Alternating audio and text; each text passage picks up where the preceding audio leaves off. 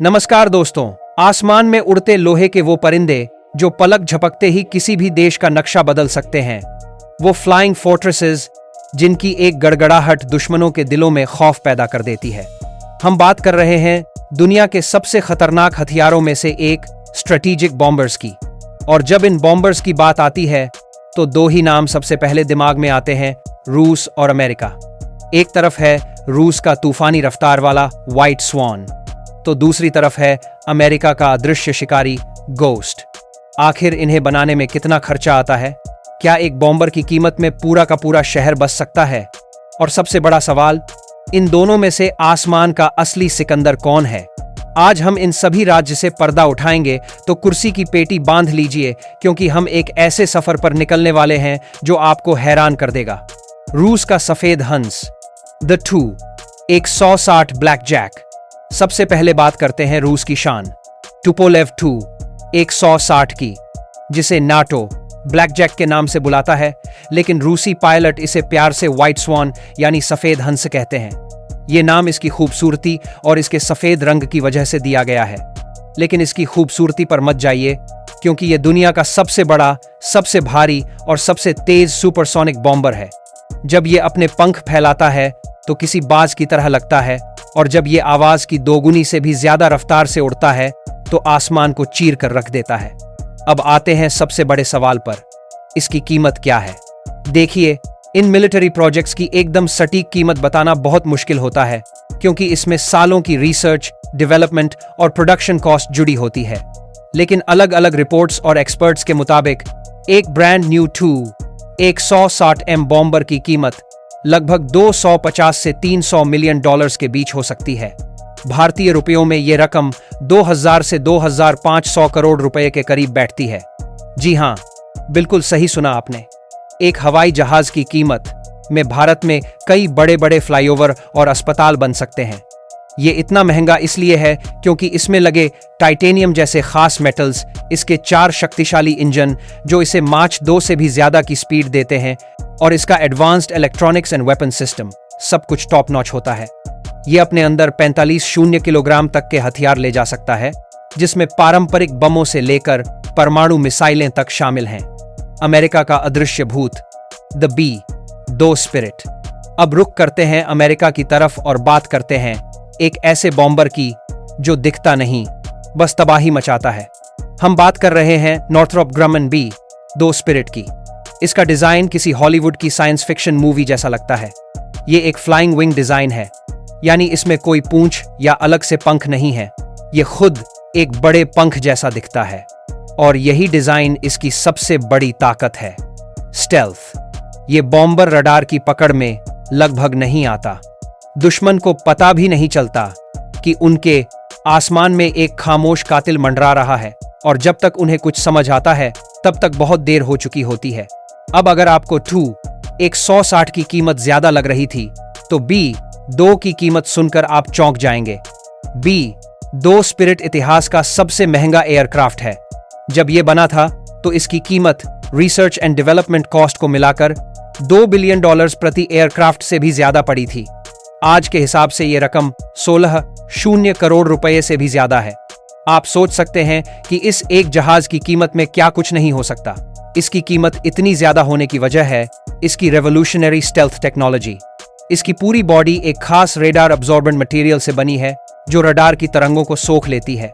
इसके इंजन भी इस तरह डिजाइन किए गए हैं कि वो कम से कम गर्मी छोड़ें, ताकि ये इंफ्रारेड सेंसर्स की पकड़ में भी ना आए। B-2 भले ही 2, एक 160 की तरह सुपरसोनिक न हो, लेकिन इसकी चुपके से दुश्मन के इलाके में घुसकर सटीक निशाना लगाने की काबिलियत इसे दुनिया का सबसे खतरनाक बॉम्बर बनाती है। रफ्तार बनाम चुपके का खेल, कौन है बेहतर? तो अब सवाल उठता है कि इन दोनों में से बेहतर कौन है, रूस का 2, एक 160 या अमेरिका का B-2? इसका जवाब सीधा नहीं है, क्योंकि दोनों को अलग अलग मिलिट्री फिलॉसफी के साथ बनाया गया है। 2, एक 160 की ताकत है, इसकी स्पीड और इसकी long range missile carrying capacity. ये दुश्मन के एयर डिफेंस सिस्टम की पहुंच से बहुत दूर रहकर हजारों किलोमीटर दूर से अपनी क्रूज मिसाइलें दाग सकता है। ये एक तरह से ब्रूट फोर्स का प्रतीक है, तेज, शक्तिशाली और जानलेवा। वहीं दूसरी ओर दो स्पिरिट की ताकत है इसका धोखा, इसका चुपके से वार करना। ये दुश्मन के एयर डिफेंस को भेद कर उसके बहुत करीब जाकर जीपीएस गाइडेड स्मार्ट बॉम्ब से सर्जिकल स्ट्राइक कर सकता है। ये एक स्कैल्पल की तरह है जो बिना शोर मचाए अपना काम कर जाता है। तो एक तरह से ये रफ्तार और ब्रूट फोर्स बनाम स्टेल्थ और प्रिसिजन की लड़ाई है। कौन बेहतर है, ये इस बात पर निर्भर करता है कि मिशन क्या है। अगर आपको दूर से ही दुश्मन के बड़े ठिकानों को तबाह करना है तो TU-160 एक बेहतरीन विकल्प है। लेकिन अगर आपको दुश्मन के सबसे सुरक्षित इलाके में घुसकर किसी खास टारगेट को खत्म करना है तो B-2 का कोई मुकाबला नहीं। इस खेल में भारत कहां है? अब आप सोच रहे होंगे कि दुनिया की इन दो महाशक्तियों के बीच भारत इस बॉम्बर रेस में कहां खड़ा है।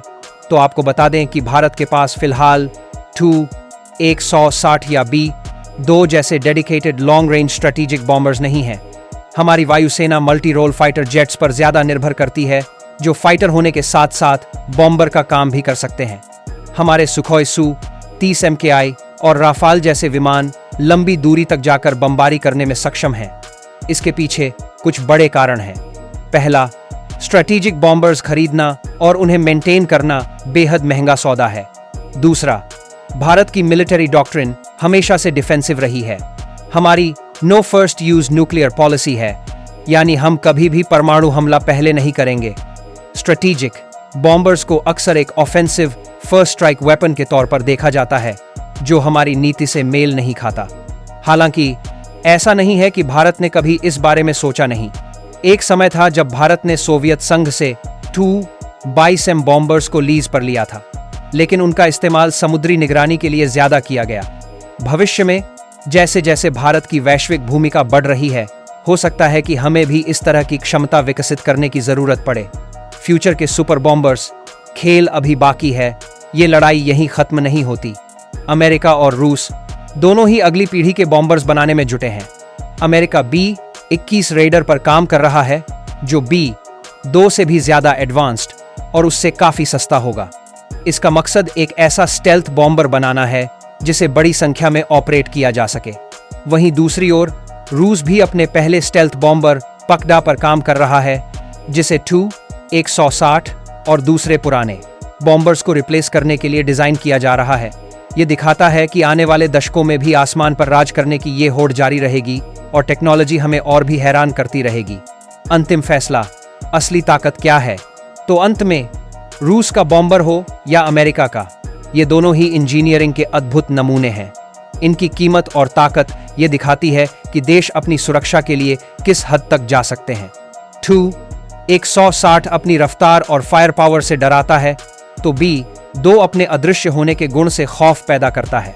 कोई एक सर्वश्रेष्ठ नहीं है, बल्कि दोनों अपनी अपनी जगह पर विजेता हैं। असली ताकत सिर्फ मशीन में नहीं, बल्कि उसे चलाने वाले पायलट के हुनर और उस देश की रणनीति में होती है जो इन हथियारों का इस्तेमाल करता है।